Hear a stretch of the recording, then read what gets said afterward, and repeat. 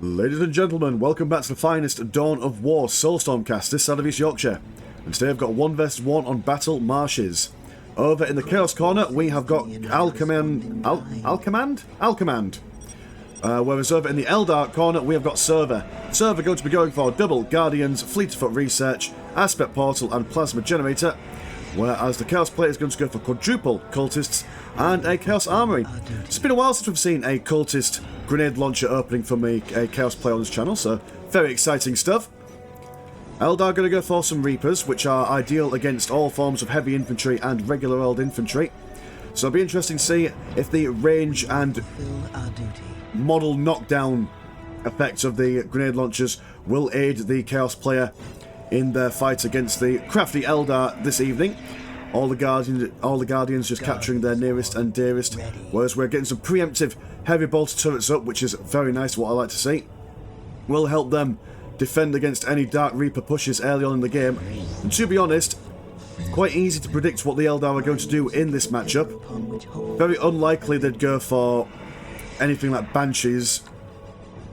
Sometimes you'll see them go for Farseer, but if there was a Farseer, these cultists would be able to handle her quite nicely. But yeah, quite a defensive orientation and build for the Chaos player. We're finishing up this heavy bolter turret over yonder. Although I do believe that the Dark Reapers do outrange turrets and listing posts, so while it won't defend them entirely, it will at least buy them a little bit of time, as these Dark Reapers are not known for their ability to smash around those heavy bolter turrets. Going to Fleet of Foot over on this side, might catch these cultists out of the way. Bit of a risky push. I mean, they haven't put a heavy bolter turret here, so they've got no place to fall back onto. Also got 2 grenade launchers in this unit so far, so potential for losing 2 upgrades this early in the game. And 20 green money in total, not what you want within the first opening acts of this game. Managing to only lose 1 model that didn't have a grenade launch, so that's actually quite a decent get for the Chaos player. And just as for cultists, able to do a fair bit of damage to these Dark Reapers. In fact, actually, Jesus Christ, that is a good amount of damage once you get a whole firing salvo from a couple of squads. 1 model going down, heavy bolter turret going to go down over here as well. Dark Reaper squads catching these cultists. They have not been upgraded at all, so they'll be ants, absolutely useless against these Dark Reapers. Big push going on the eastern side of the map. Cultists going to move in, whereas these Guardians are not going to engage in range combat. They are going to go in and try and slice them up.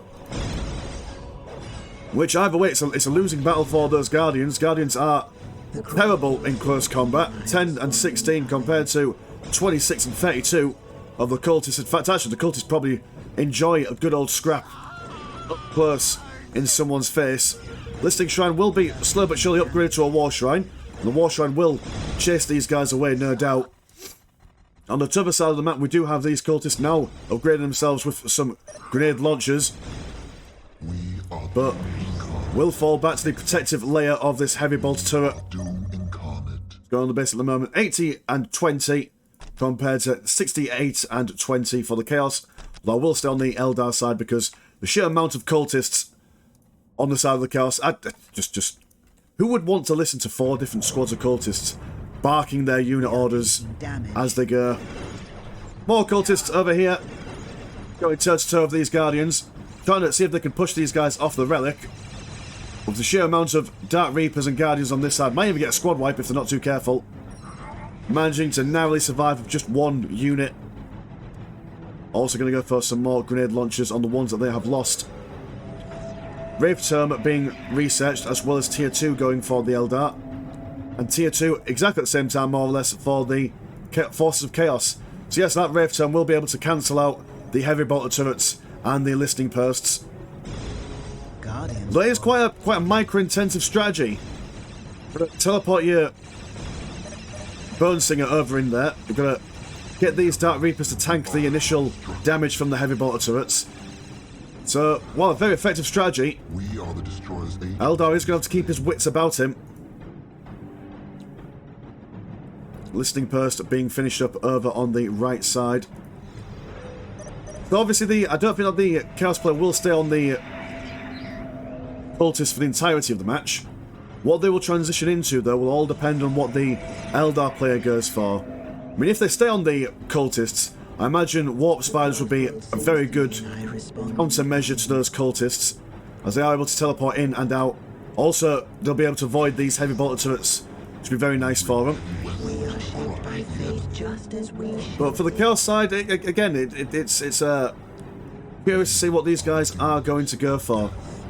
Going to go for some fire dragons that will be able to take down these heavy bolter turrets. But then that kind of makes the Wraith Tome research a little bit moot, I'd say. My music is a pillar upon which whole world. Then again, the moment the Chaos player sees the fire dragons, he might decide to not go too heavy in, how do we say, in any vehicle play.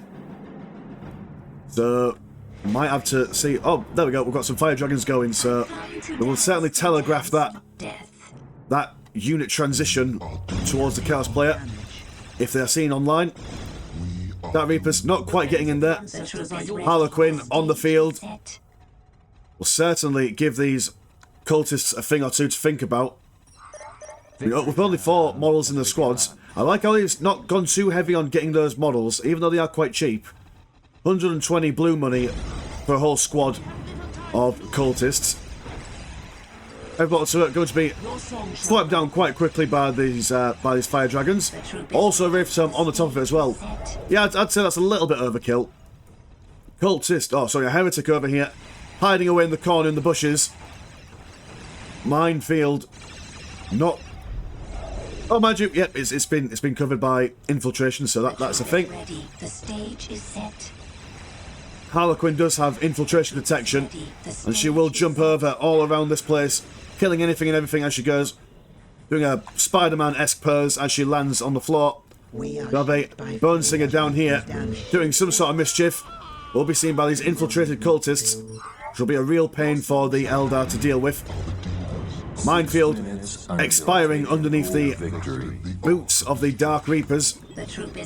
Harlequin once again going to jump in, although being pestered and harassed by these grenade launchers actually, stopping her from jumping around, causing all the mischief.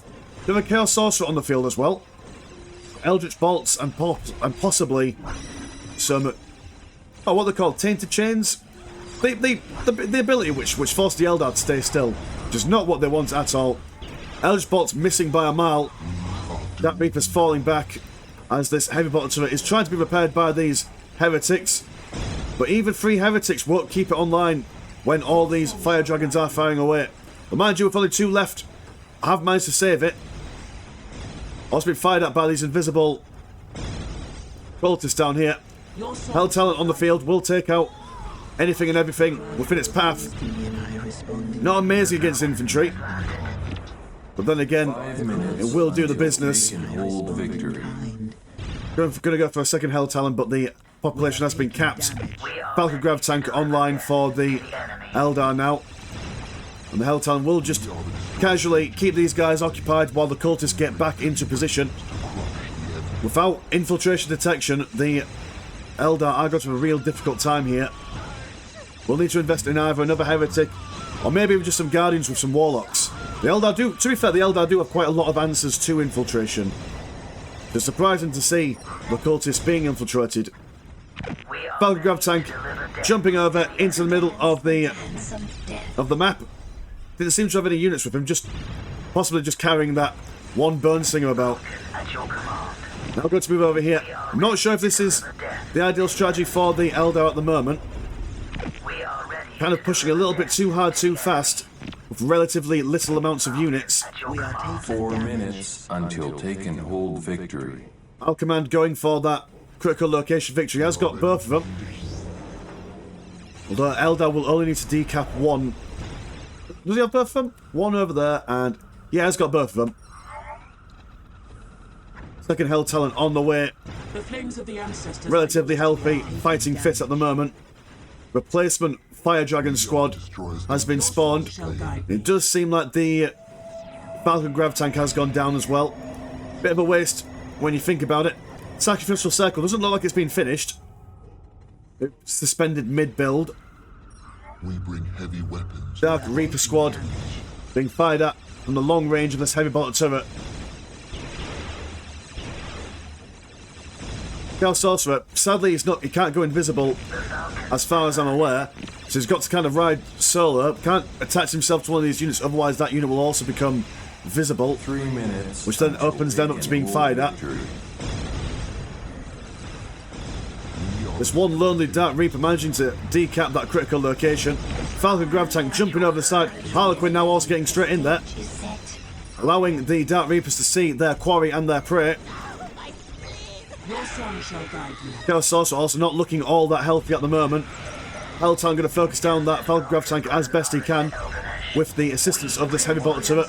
Will jump out of range, Your song which is shall guide a me. good job. This Bone Singer will start to repair it, and this heavy bolter turret is going to go down quick as you like. Chaos Sorcerer also falling foul to the Fire Dragon's long-range weaponries. Gonna go for a Defiler, and for tier 3. Bit of a problem is that the Chaos player has not gone for any, what's it called, the barracks. Why have you called the barracks? Can't just casually throw out any heavy infantry. But again, heavy infantry might not be the answer anyway. Finally being supported by a heavy bolter turret and a Hell Talon. I mean, the Harlequin won't do all that much in the grand scheme of things against these units anyway. The Hell Talon won't survive for very long if it's forced to tank all this. Kind of thrown away needlessly there. Heretic falling back out of the range of this impressive doom stack of Reapers and Fire Dragons. Ravetome going down on the machine pit, preventing it from being built up.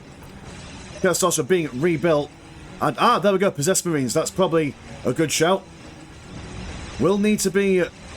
Well, I mean, Possessed Marines, if they were not on an island, not on their own, I reckon they'd be doing quite a good job. If, like, there were some Chaos Space Marines with some heavy bolters, or just some more cultists to soak up some fire, but on their own, they won't be that impressive. Obliterate Squad on the way, which is... Yeah, I reckon combination of Possessed and Obliterators might potentially do them the business. Webway Gate being built smack bang in the middle of the Chaos base will do a good job in keeping these Eldar supplied and wealthy in the form of infantry units. More cultists being amassed over on this side. Possessed Marines not quite... Oh no, they just managed to get summoned before their sacrificial pit was destroyed. Going to go on auto replenishment. Desecrated Stronghold being slowly but surely whittled down. Obliterate Squad now moving into position as this Falcon Grav Tank repositions to focus down on Listing Post. 135 and 50 for the Eldar. Got a good chunk of blue money that they've now spent on something. Or they've spent it on our mobilisation for war research, so they're going to go for their tier 3. And the Eldar, seeing this amount of elite Chaos units, will decide to fall back in their Falcon Grav Tank, which, that's fair enough, to be honest. Don't want to mess around with these guys all that much. What's the economy for the Chaos? Economy for Chaos, 92 and 79. Not as strong as the Eldar in economic terms, but will do what they can. Harlequin going toe-to-toe with these Possessed Squads as the Dark Reapers fire at a distance. These guys are quite tanky in the grand scheme of things, so even the Dark Reapers won't be sending them packing all that quickly. Warp Spires now on the field, which is probably a good idea. Good against infantry and heavy infantry, able to reposition with their jumpy warp nonsense. Also able to use this terrain to their advantage. There we go, teleporting over the ridge, focusing down on these Obliterators. Obliterators now also being tied up in close combat by the Dark Reapers. Wonderful play by the Eldar. We'll send these guys back home, and these guys are very, very slow. Once they're caught out of position, they are not going to be out of danger anytime soon. Test Squad forcing those Dark Reapers back into the Falcon Grav Tank. Chaos Sorcerer doesn't seem like he's been upgraded with his... Chains of Torment. I think that's what the ability is called, now that it comes back to mind. Harlequin being surrounded, I do believe. That is That's a circle pit you don't want to mosh in. An obliterator circle pit, that is. Warp spiders getting slapped around by these possessed marines. Although they are looking less than healthy at the moment. 3 of their models quite low on health so far. Chaos on a bit of a green and blue flirt at the moment. Currently squad capped. Might like to see the Chaos expanding their infantry repertoire. They're finally being repaired at the moment. Chaos Sorcerer tanking a bit of damage for the sake of throwing out a Eldritch Bolt or 2. Let's hit the Warp Spiders, doing a good chunk of damage to them. So Chaos is in tier 3. What could they go for? I suppose. Well, the big red demon. Greater Demon of Khorne could go for that. Could go for some predators potentially if they rebuild their machine cults. These fire dragons being mildly pestered by the cultists. Not enjoying it too much. But they'll weather the storm for now. Mysticism going for the Eldar, so the Warlocks will gain some abilities. Life me, I can't remember what they are. Seer Council on the way as well. Ideal close combat unit. Possibly able to go toe-to-toe with these possessed marines. Weapons fully charged. Eldar fleeing into the webway, as is their wont and usual standard fare. Teleporting away. Shotgun cannon platform coming out as well. Play. Obliterator squad making very quick work of that webway gate there. Possessed squad also decapping this strategic point. Not sure if this is what you want to be doing with your possessed squad at this very moment in time. Bit of odd life choice to make. Probably want to do as much damage as you can to anyone and everyone. Obliterators teleporting away with the Chaos Sorcerer in tow. Yeah, these possessed marines on auto-replenishment, but unsupported, they won't survive very long. Seer Council now out on the field as well. Going to chase straight after those obliterators, while the Warp Spiders do their thing, fighting this Chaos Sorcerer. You shall not pass the manic magic wielder himself. Falcon Grav Tank throwing down some Dark Reapers in there, but a bit suicidal if you ask me. That's a lot of heavy mortar fire for them to deal with, especially with a Defiler supporting from a distance. In fact, double Defilers at the moment. Does seem like potential. Thinking for a second he's going to go for that Defiler spam, but no, going to try and add some Hell Talons in there. While this is going on, Possessed... Oh dear, the Possessed squad has just been left to their own devices. Going to be slapping around the support portal. Will probably get it. Wraithflord trying to be built up, but will be not finished by the time that the Possessed squads do their thing. The Eldar will have to respond to them at some point. Warp Spider squad jump back over the shrubbery. Possessed squad fleeing from this situation, going to see if they can do something. No, they're not going to. I assume that they were going to bash a lot of things in the base. There we go. Now turning around to slap around that listening shrine. Had time and effort to go around for the plasma generators, but decided not to. Then we'll destroy this listening shrine instead. Cultist squad moving in for their grenade launchers. Retreat to the wall. The time for war. Seer Council going to see if they can support their Warp Spider Breadwin with their very impressive double-ended swords.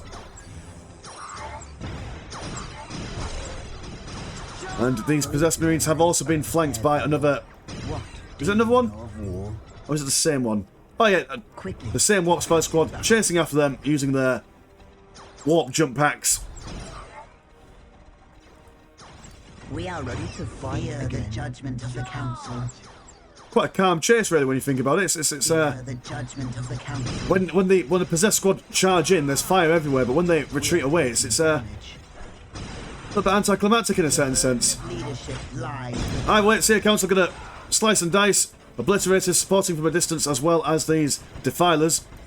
Seer Council on their own, while an impressive unit, are very much the glass cannon we come to expect from the Eldar, and will not survive this solo encounter Probably want to send them back home, or at least move up those warp spiders going on. But will not Concentration is impaired. do it in time. Retreat. Will get a Seer Council squad wipe there. Very unfortunate for the Eldar. The Eldar just kind of seems to have given up in the grand scheme of things. And he just... okay, he just leaves. I mean, to be honest, a lot of the things that the Eldar were doing there were very micro-intensive. This game lasted, what, 20 minutes and 15 seconds in total. So by the time we get to this stage of the game, if you are an Eldar player and you've been doing these high, micro-intensive strategies, you're a bit knackered, aren't you? And realistically, Chaos player had some Chaos energies come in, had a Demon Prince being summoned. Yeah, it was probably going to be for the Chaos anyway if the match went on any further. Cool, anyway, mine's been Mr. Landtrap, players always never chart. I'll see you in a bit. Peace.